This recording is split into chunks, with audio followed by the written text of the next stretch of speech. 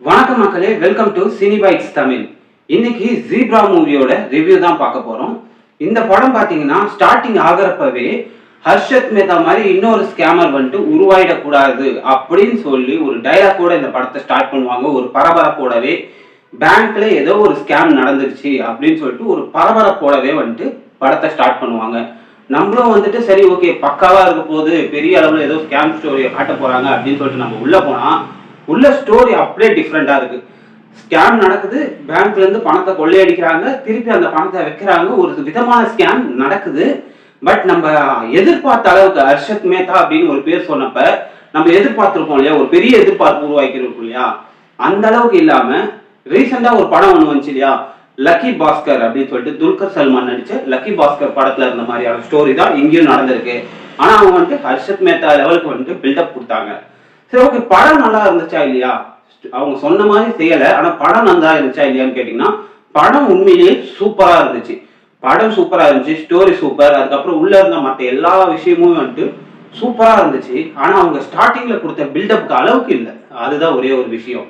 சரி, ஆக்சுவலா ஸ்டோரி என்ன அப்படின்னு சொல்லிட்டு பாத்தீங்கன்னா, நம்ம ஹீரோ வந்துட்டு ஒரு பேங்க்ல வேலை செய்யறாரு, அவருடைய லவ்வரும் பாத்தீங்கன்னா பேங்க்ல வேலை செய்யறாங்க. அவங்க தெரியாதனமா அவங்க ஹீரோவோட லவர் என்ன பண்றாங்க, அதான் பிரியா பவானி சங்கர், அவங்க தான் வந்துட்டு ஹீரோயினியா இருந்திருக்காங்க. என்ன பண்றாங்கன்னா தெரியாதனமா ஒரு மிஸ்டேக்ல வேற ஒரு அக்கௌண்ட்டுக்கு ஒரு 4 லட்சம் ரூபாய் பணத்தை மாத்தி போட்டுறாங்க. அப்படி போட்டவர்கிட்ட இந்த மாதிரி மாத்தி போட்ட அந்த அக்கௌண்ட் ஆளுக்கு வந்துட்டு கான்டாக்ட் பண்ணி பணத்தை ரிட்டர்ன் கேட்டா அவர் தரல, அந்த பணத்தை வந்துட்டு வேற வேறு அக்கௌண்ட்டுக்கு மாத்திட்டாரு. ஸோ இப்போ என்ன பண்றாருன்னா நம்ம ஹீரோ என்ன பண்றாருன்னா உள்ள புகுந்து உள்ள இருக்கக்கூடிய சின்ன சின்ன லூப் ஹோல்ஸ் எல்லாம் பயன்படுத்தி அவர் என்ன பண்றாருன்னா அந்த பணத்தை வந்துட்டு அவர்கிட்ட இருந்தே ஆட்டையை போடுறாரு. ஆட்டையை போட்டு திருப்பி பிரியா பவானி சங்கர் கிட்ட கொடுத்து அந்த கணக்கை வந்துட்டு ஈக்குவல் பண்றாரு.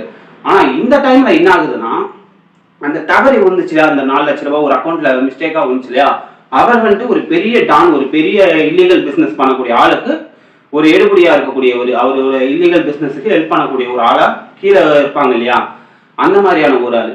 அவரோட அக்கௌண்ட்ல இருந்து ஒரு 5 கோடி ரூபாய் பணம் வந்துட்டு வேற யாரோ ஒருத்தங்க இந்த டைம்ல எக்ஸாக்டா பாத்தீங்கன்னா ஹீரோவோட அக்கௌண்ட்டை யூஸ் பண்ணி இல்லீகலா கொஞ்சம் ஒரு சில வேலைகளை பார்த்து என்ன பண்றாங்கன்னா 5 கோடி ரூபாய் வரைக்கும் பணத்தை வேற யாரோ ஆட்டிய போட்டுடுறாங்க. என்னடா இது, இந்த பணம் எங்க போச்சு? இப்ப வில்லனுக்கு மெயின் வில்லன் இருக்காரு இல்லையா, அந்த வில்லனுக்கு இந்த 5 கோடி ரூபாய் பணம்ன்றது பெரிய விஷயமா இல்ல. ஆனா இந்த 5 கோடியினால அவருக்கு வரவிருந்த மிகப்பெரிய ஒரு பிசினஸ் டீல் வந்துட்டு ரத்தாகுது.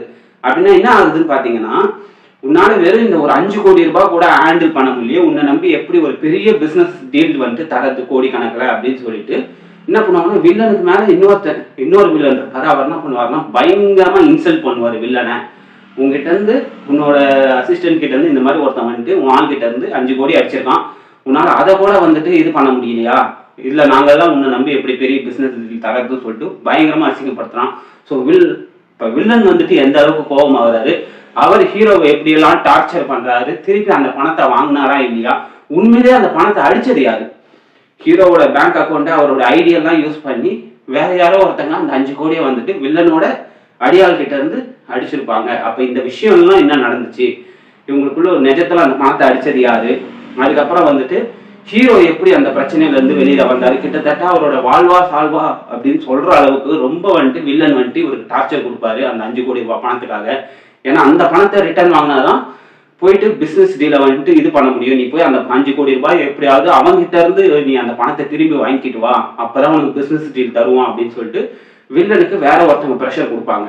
ஸோ ஓவராலா ஃபைனலா வந்துட்டு எப்படி நடந்துச்சு, ஹீரோ அந்த பணத்தை ரெடி பண்றதுக்காக பேங்க்ல இருக்கக்கூடிய சின்ன சின்ன விஷயங்களை வச்சு எப்படி பணத்தை ஆட்டையை போட்டு பணத்தை வச்சு திருப்பி ஷேர் மார்க்கெட்ல போய் பணம் சம்பாதிச்சு திருப்பி இது எல்லாத்தையும் சரி பண்ணாரா இல்லையா அப்படின்றதா ஃபுல் படம். படம் வந்துட்டு சூப்பரா இருந்துச்சு. ஆனா அதுக்குள்ள நடந்த விஷயங்கள்லாம் பாத்தீங்கன்னா 100% இல்ல, 200% லக் இருந்தா மட்டும்தான் வந்துட்டு நடக்கக்கூடிய விஷயங்கள். ஒவ்வொரு முக்கியமான இடத்துலயும் வந்துட்டு இந்த லக்குன்னு சொல்லிட்டு லக்லயே எஸ்கேப் ஆகிட்டு இருப்பாரு. அது கொஞ்சம் ஓவரா இருந்துச்சு.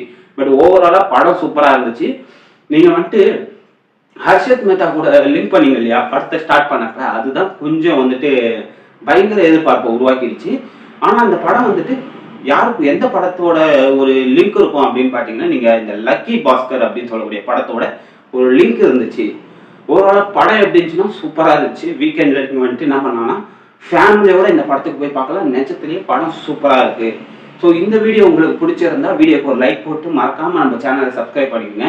இதே போல வேற ஒரு சூப்பரான மூவியோட ரிவ்யூவோட நான் உங்களை வந்து சந்திக்கிறேன். And tata bye bye, see you.